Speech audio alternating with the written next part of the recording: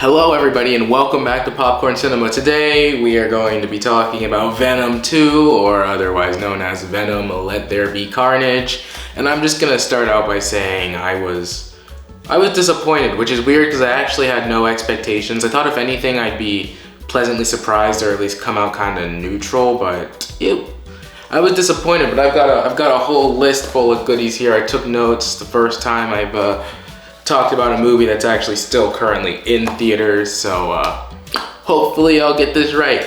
I'd just like to take this opportunity to ask you guys to leave a like or a comment, and if you're enjoying what you're seeing or you've seen other things I've done or this isn't your first time on the channel, consider subscribing. It really helps out a lot. So without further ado, let's get into this. And I feel like this goes without saying, but a lot of people disagree with that. Spoiler warning or alert or whatever you want to say. Okay, before I get into anything, I'm just gonna do a quick rundown of the plot because I think that's always beneficial. So here's what happens basically. The movie starts out with Woody Harrelson's character, and a character who the movie was weird. I didn't even get her name, honestly, so I'm just gonna call her Girlfriend. So Woody Harrelson's character and Girlfriend are young and stuff, and they are in this like home for gifted or troubled children or whatever. The girlfriend has superpowers. She has some sort of sonic powers. I don't think Woody Harrelson had any powers at that point, but we then jump to present day. Eddie Brock is writing a news article, and it's about Woody Harrelson's character because he's a serial killer. So what ends up happening is he goes to prison, interviews Woody Harrelson's character, and then that interview that Eddie Brock made actually puts Woody's character on death row. So yeah.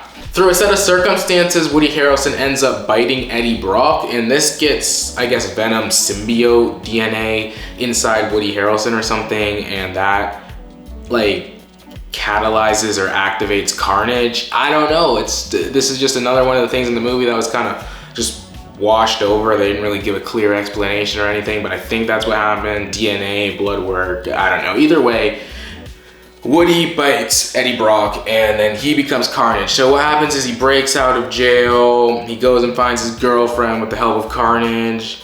There's a breakout sequence, they're making out the whole time while Carnage is doing all the work. Then they go and fight some cops and they're making out the whole time while Carnage does all the work. And yeah. Meanwhile, Venom and Eddie are having relationships issues, which leads to them splitting up. You know, he leaves him.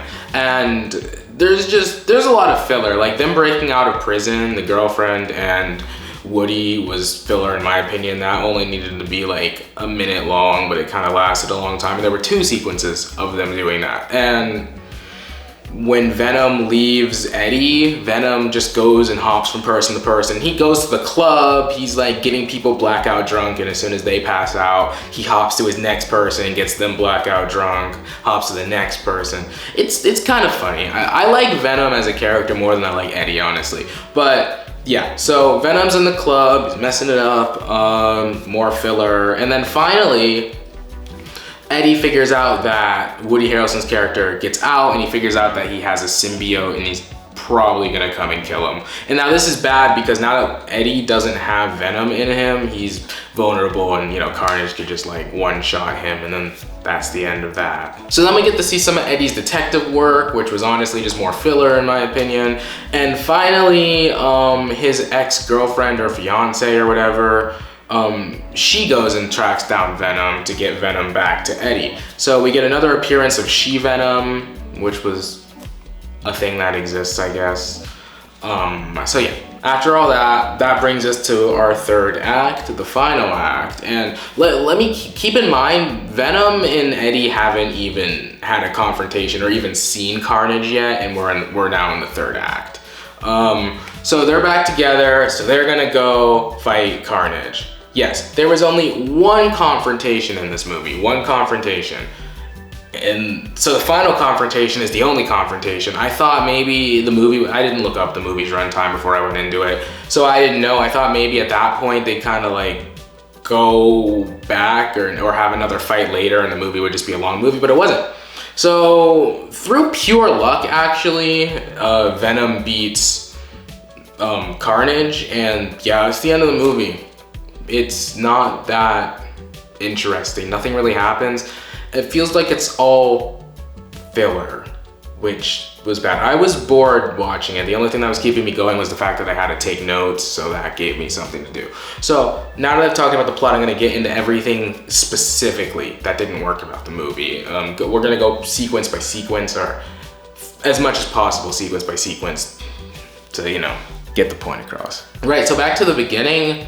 I don't really know why there were two kind of sequences of Woody's character and the girlfriend escaping prison, running from the cops. It was a lot of filler, and it's like the whole point of Woody's character was that he wanted his girlfriend back, and I felt like that was lost on me and probably a lot of the audience, because we don't know anything about her. We don't have a reason to care. We're not emotionally connected. All we get is like a little flashback in the beginning, but like it's his girlfriend, not my girlfriend. Why would I care if he gets his girlfriend back? They never really gave me a reason to care, and that is just lazy writing. The same thing happens with Carnage, actually.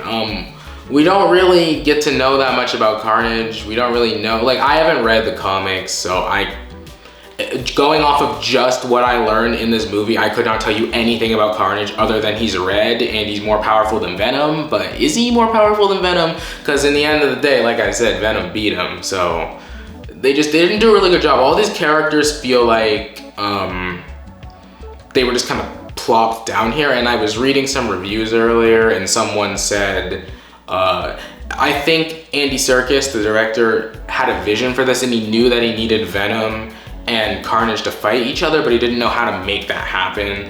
So we kind of just get to the end of the movie and they're just kind of fighting each other for really no reason.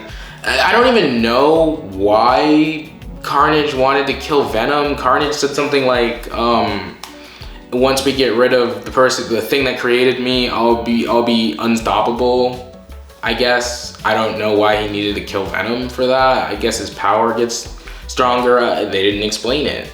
I guess he just didn't like Venom for some weird reason. I don't know. But hey, if your main antagonist is poorly written and unconvincing, you don't have a movie. Just stop. Another thing I really didn't like about the movie was when Venom and Eddie split up. That felt like that lasted a really long time, and I'm not really too sure why they did that. Now, yes, some of the things Venom did were funny, but a lot of things weren't. It felt like they were just kind of trying to waste time. I guarantee you, if we cut out all the filler in this movie, the movie would probably be about 45 minutes long. It'd be a TV movie. It'd be like an hour with commercials. So I don't really think they had much going for it. It was weird that they only had one confrontation, because the typical structure is to have, you know, call to action, you know, they go on adventure, and then they have like a false victory. They're sad about it, because they try to get what they want, but they don't, i.e. that would be the first confrontation. Then they, you know, like I said, they get sad about it, they go back, they train or something, or they come up with a new idea, and then they have the final confrontation, but it's not always. Sometimes they just fight again and they lose. But then at the end, there's supposed to be the final confrontation, and then that is why that's the movie, because everything comes together to build this thing, and you're like, okay, that felt satisfying when Venom beat Carnage, but it didn't, because the first time Venom even saw Carnage, they won, which felt kind of weird, because Venom was so convinced that he wouldn't win, he pretty much quit immediately. There's like this whole 1 minute sequence when they first meet, and it's supposed to be a joke, and it was kind of funny. But Venom's just like, nope, we're packing up shop. We're not gonna win this. See ya. And Brock is like, dude, I'm really freaking out here. And yeah, so if the characters aren't even convinced they're gonna win, how am I supposed to be convinced they're gonna win? And I know it was supposed to be a joke, but Venom was really convinced he wasn't gonna win. And like I said, he really just won because of luck. It was just circumstance how it happened. But either way, it just felt really lazy. I felt like none of the characters really did anything. I don't think anyone was fleshed out. There's that one detective character who was in the flashback in the beginning of the movie, and basically he shoots the girlfriend in the head, because the girlfriend like makes him partially deaf, whatever, with her sonic devices or canary like scream thing, I don't know. And she wants revenge on the detective. So everyone's trying to get different things. Carnage is trying to kill Venom for some reason. Woody is trying to kill Brock for some reason. And the girlfriend is trying to kill the detective for an actual reason. See, she actually is the only one who has a reason to be doing what she's doing. No one else really made too much sense.